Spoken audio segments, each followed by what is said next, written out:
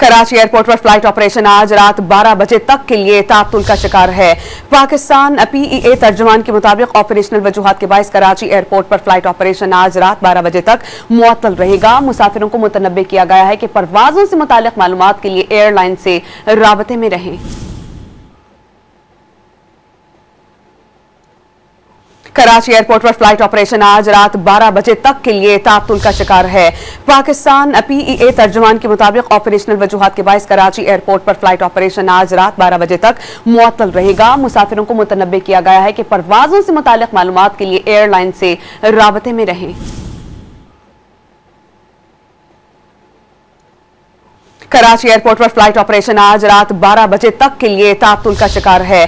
Pakistan PEA तर्जुमान के मुताबिक operational वजूहात के बायस कराची एयरपोर्ट पर फ्लाइट ऑपरेशन आज रात 12 बजे तक मुअत्तल रहेगा। मुसाफिरों को मुतनब्बे किया गया है कि परवाजों से मुतालिक मालूमात के लिए एयरलाइन से राबते में रहें।